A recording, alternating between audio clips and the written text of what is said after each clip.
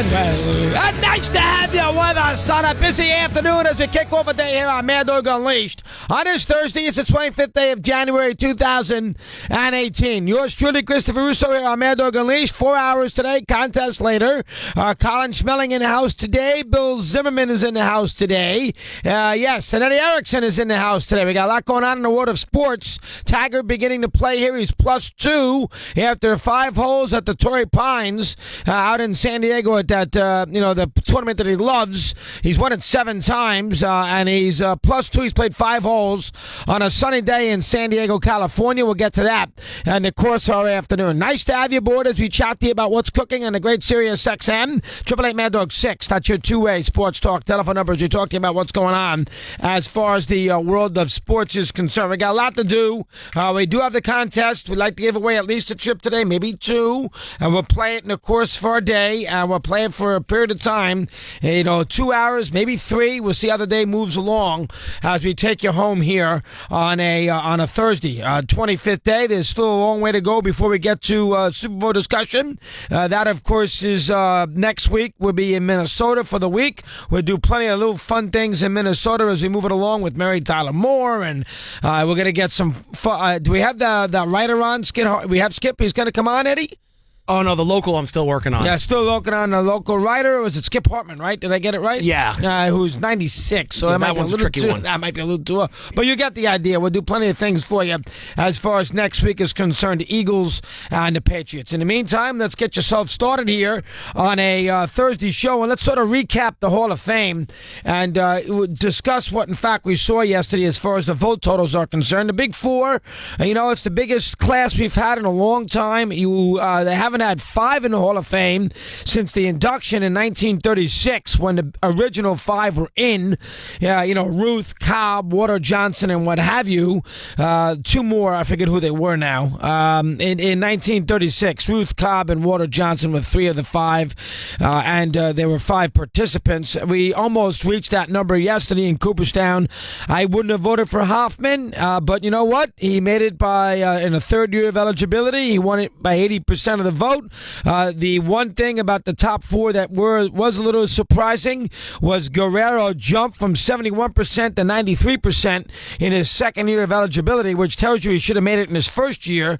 If you jump 20% between years 1 and 2, makes you wonder why he didn't get it in the first year. I mean, that's a huge jump for a guy who, let's face it, the writers should have put him in on his first ballot, but regardless, he was at 92%. Obviously, Chipper, I had Chipper on TV today. He did a nice job. Talked about all the big moments for Chipper, including the MVP year and also the game against the Mets in 9/11 when he was out in left field that night. And with the gun salute early in the game, of course, before the game began, he took all the pellets from that gun that night and he put it in his back pocket and still has as a remembrance for 9/11. Chipper did a good job today on the TV. He, of course, deserved to be there, no question about it. And we all know the Tommy 612 home runs. That's got to speak for itself. So the only issue I had with the 4 who got in was the jump in the vote total for Guerrero, who again went from, as it turns out, 71 to 92%. I do have some issues with the second half aspect of the vote. Now Edgar's got 1 more year. He's at 70%. He's about 20 votes shy.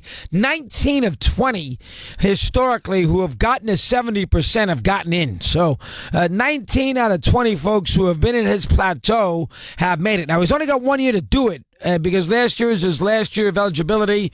But with only, obviously, Halladay, who you think would be a no-brainer, and we know Mariano is, there's only 2 no-brainers for next year. This year you had 4 guys, and you had to clear them off the ballot, and now those 4 are in. You can vote for 10. Next year it's only 2, so that you would think with 20 votes shy that he would be able to figure out a way to get those 20 votes. And he's got a good social media charge and everything else. So you figure Martinez next year can get in. I'm not sure about Mussina yet. We'll see. He's at 63% of the vote, and that is Problem number 2 for me is the disparity between Schilling and Mussina. Schilling, who has gone down, is at around 51%, while Schilling goes down, Mussina goes up. He is now at 63% of the vote, and he's going to make it. You need about 317 votes, and I believe Schilling is at 268. So if you think about it, I'm sorry, Schilling. Mussina is at 268, so he only needs about 50 more votes, while Schilling, needs almost 100 and some. So from that perspective, Mussina is going to get in before Schilling is, and they should either get in together or not get in at all. There should not be a split between Schilling and Mussina. It's too tight. It's too close. I don't have any issues with, obviously, Mussina making it as long as Schilling is right there with him. I do have an issue if Mussina gets in and Schilling does not. To me, it's very close to two of them. We all know that Mussina, American League East, which everybody likes to make such a big deal about.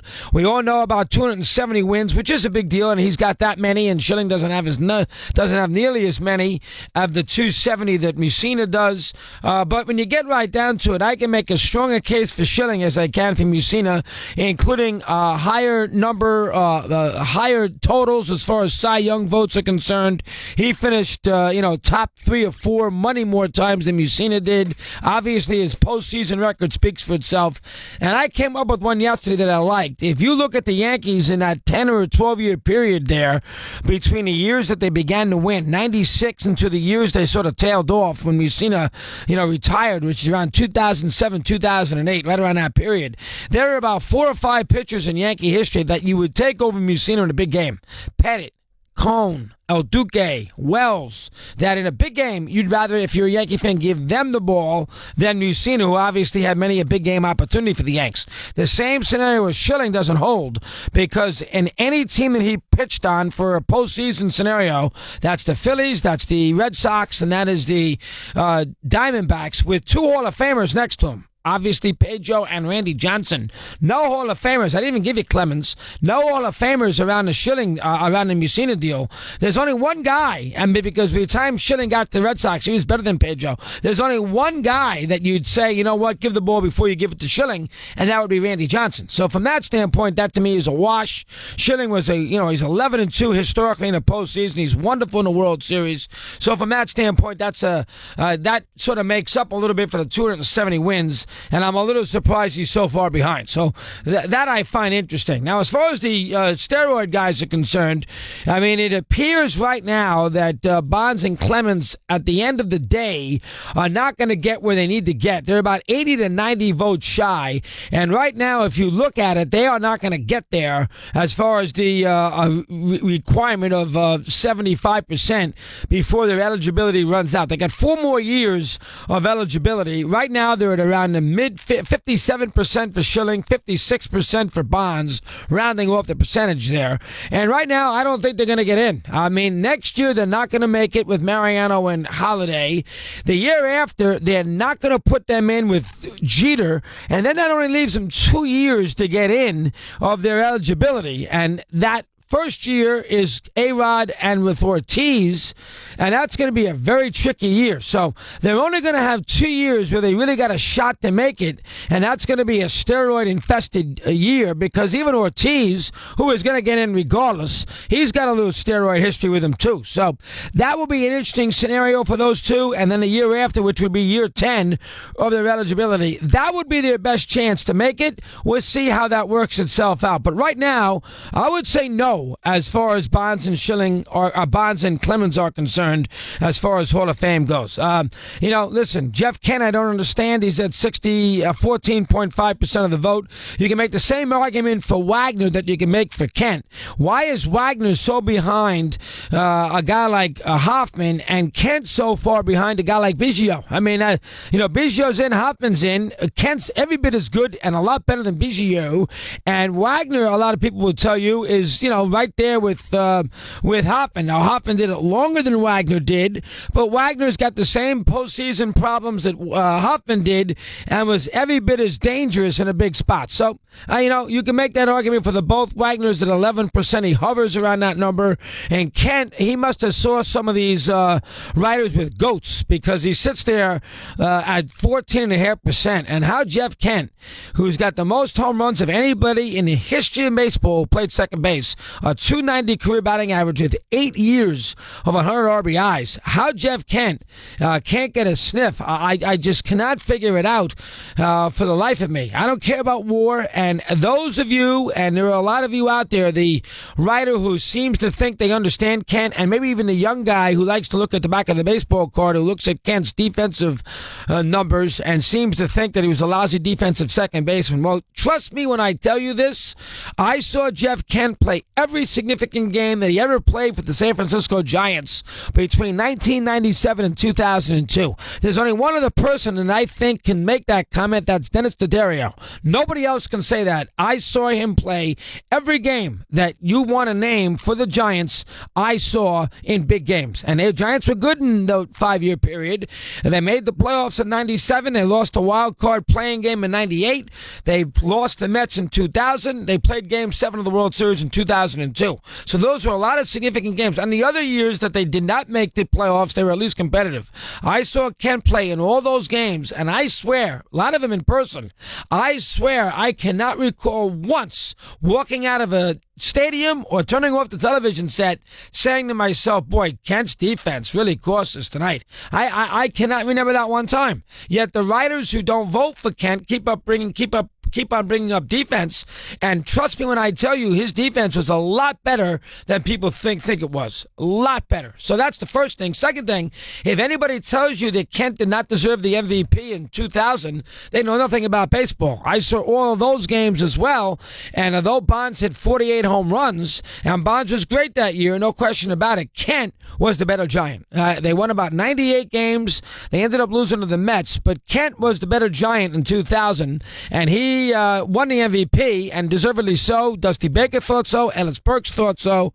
And those two things alone should carry a lot of weight, but for whatever the reason, they do not. So he sticks at 14.5%. He's not going to make it. Walker's only got a year or two left of eligibility, so don't make a big deal about 34%. Vizquel's interesting. First year on the ballot, he's at 37%. That's a pretty solid number for a first year.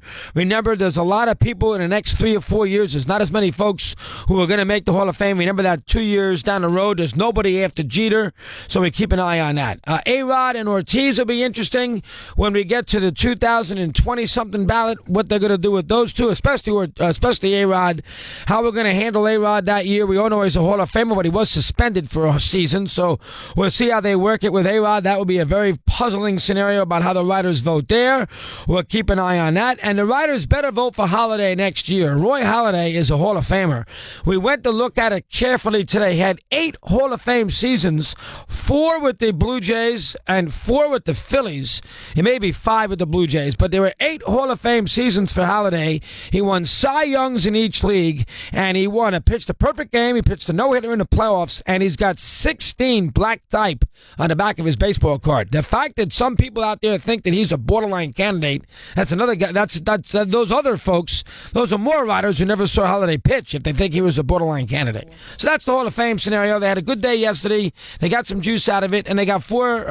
I don't think Hoffman, but today's not the day. They got 4 worthy candidates to be enshrined in Cooperstown in July. That's to get the program on the road. We will continue here on Mad Dog Unleashed right after this.